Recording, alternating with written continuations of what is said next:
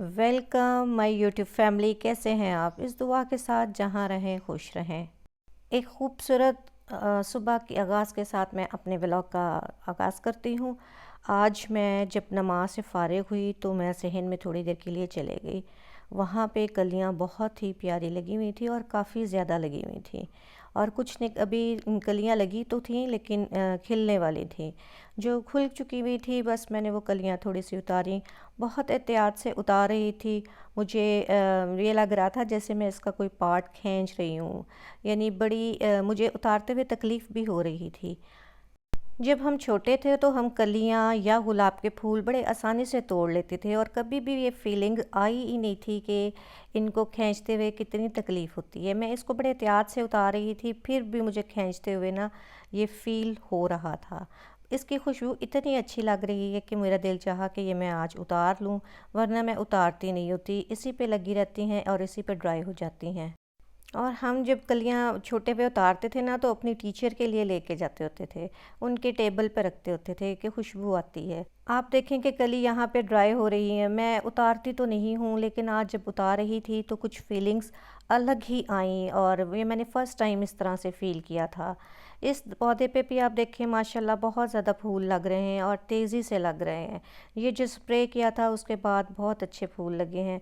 ये वही पुदीना जो मैंने आपको बताया था, एक्सपेरिमेंट किया था। मैं ये कलियाँ ले आई और अपने टीवी लाउंज में रख दी, उसके टेबल पे रख दी मैंने। क्योंकि मैं यहीं पे बैठ के तस्बीह करती हूँ, साथ ही मैंने अपनी तस्बीह रख ली कि जब करूँगी तो खुशबू भी आएगी।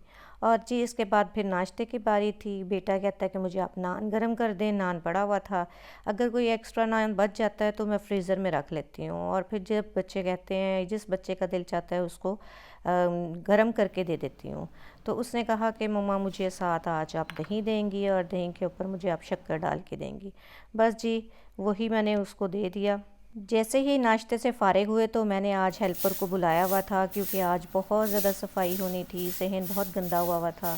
जब पौधे होते हैं तो उनके पत्ते गिरते हैं तो बहुत गंदा भी सहन लगने लग जाता है। बाज़ औक़ात अच्छा भी लग रहा होता है लेकिन हमारे घर में चूँकि सफाई को बहुत ज़्यादा ख्याल रखा जाता है तो आज बस इसकी बारी थी ताकि वो अच्छी तरह सारे पौधों को, उन पौधों के इर्द गिर्द सफाई कर दे और इसको नीट कर दे। ये इसमें हम पानी फिल करते हैं। शायद ये पौधा मुझे लग रहा है कि ड्राई हो रहा है। चलें चेक करेंगे, हस्बैंड को दिखाएंगे कि ये देखें इसको क्या हो गया है। तो मैं बस उसके पास खड़ी थी और फिर मैं ख़्याल से ही, क्योंकि पौधे होते हैं और इनका ख़्याल रखना होता है। बाज़ औक़ात छोटे छोटे पौधे भी होते हैं तो बड़े एहतियात से पास खड़े होकर मैं इसकी सफाई करवाती हूँ। और बस जी ये सफाई हुई आज। सहन में ये हमने मिट्टी के बर्तन रखे हुए हैं। ये अभी इसके बाद फ़ारिग होगी तो इनको भी साफ़ करेगी, इनको भी धो देगी और दोबारा से इसमें भी पानी डलवा दूँगी। ये परिंदों के लिए हमने रखा होता है कि भी परिंदे जो है ना पानी पी लें, उनको आसानी हो। तो बस ये सफाई करवा रही हूँ पास। और ये हमारा जो है ना, आप कह लें कि वीकली सफाई कह दें, नहीं वीकली भी नहीं हम कह सकते क्योंकि जैसे ही सहन गंदा हो जाता है तो उसकी सफाई शुरू हो जाती है, लेकिन 2 से 3 दिन निकल ही जाते हैं। ये हमने दाना डाला हुआ है, ये जो है ना जार इसको पूरा फिल कर देते हैं तो जब जैसे जैसे वो आगे से परिंदे खाते रहते हैं ये दोबारा से फिल होती रहती हैं, हमें बार बार इसमें डालना नहीं पड़ता। और ये देखें ये जो हमने लगाई हुई थी ये भी बहुत इस पे प्यारे फूल लगे हुए हैं। और ये देखें जी कितना गंदा सहन हुआ है, लेकिन इंशाल्लाह अभी थोड़ी देर में सारा ही साफ़ हो जाएगा।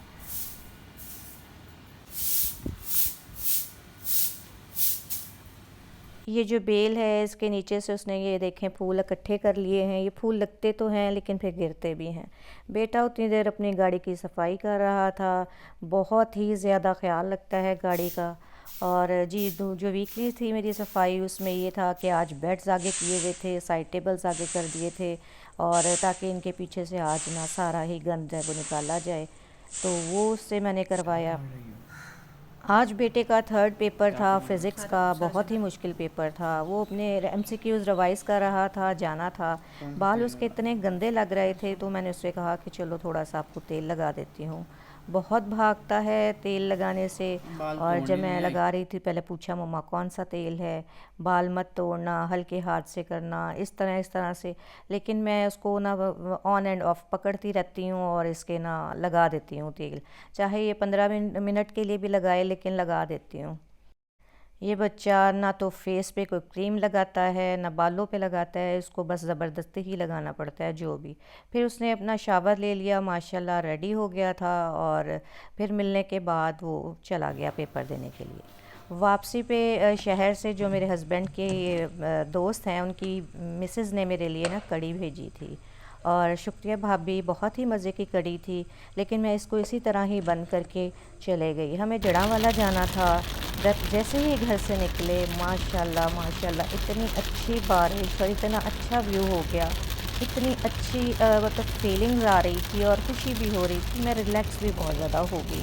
वैसे तो मेरा कोई काम नहीं था, हस्बैंड ने जाना था, बेटे ने जाना था। मुझे कहते कि आप भी साथ आ जाओ, तो मैं भी साथ चले गई, और फिर मैंने वेदर को एंजॉय किया।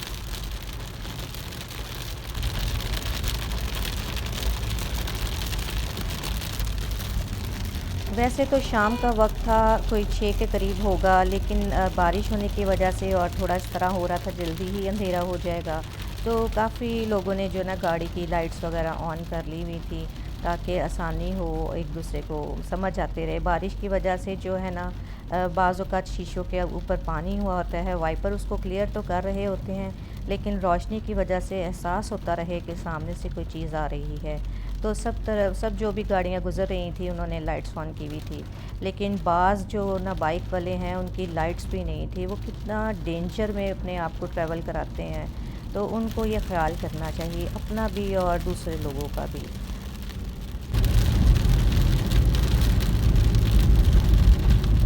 ये डबल रोड है, लेकिन लोग सिंगल ही रोड का इस्तेमाल कर रहे थे। दूसरी साइड की जो सड़क है वो थोड़ी सी ख़राब है, और लेकिन वो अपने आप को भी बहुत ख़तरे में डालते हैं, बहुत एहतियात से फिर ड्राइव करनी पड़ती है, और आप तो देख ही रहे हैं।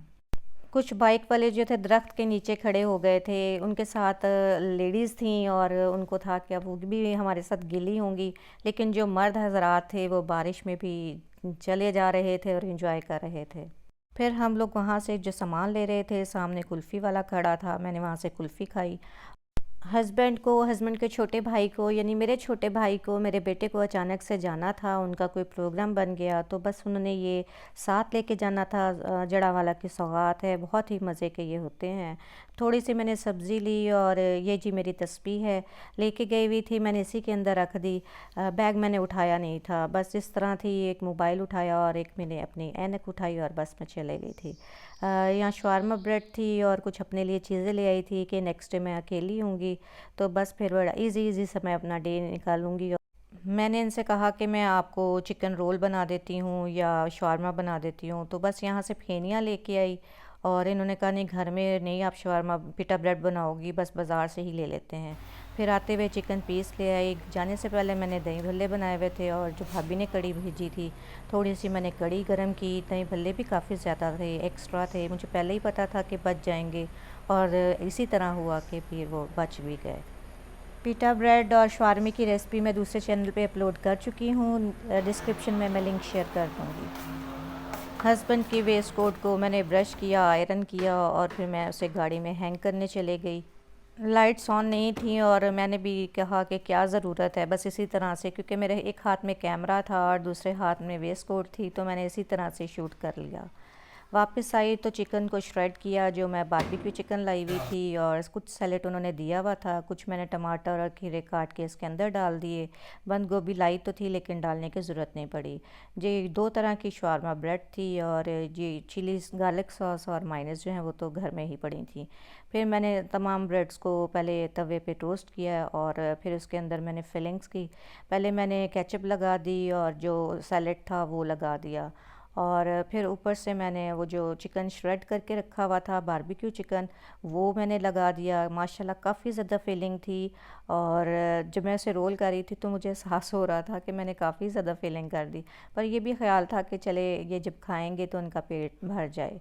अर्ली जब सुबह निकलना होता है तो आपको पता है जल्दी जल्दी में नाश्ता भी नहीं होता, और टेंशन में बस मैंने ये साथ दे दिया कि जहाँ कहीं भी भूख लगेगी तो खा लेंगे। उनके कोई फ्रेंड भी साथ थे, तो सब जो हमारे छोटे भाई हैं साथ जा रहे थे, वो ब्रेड नहीं खाते, तो उनके लिए मैंने इसी तरह चिकन और सैलेड अलग से रख दिया था। कोक्स वगैरह, बॉटल्स वगैरह सारी फ्रिज में रख दी थी, अब मैं उठी हूँ तो आप देख ले क्या टाइम है, 3:30 के करीब। मैं अभी बेड से नहीं उठी थी, वहीं से मैंने टाइम की वीडियो बनाई। इनकी चीज़ें मैंने रात को ही सारी रख दी थी। सॉफ्टी पहन के जाएंगे, ड्राइव करना है, शूज़ साथ रख दूँगी। और ये वही जो मिठाई लेके आए थे वो मैंने रख दी।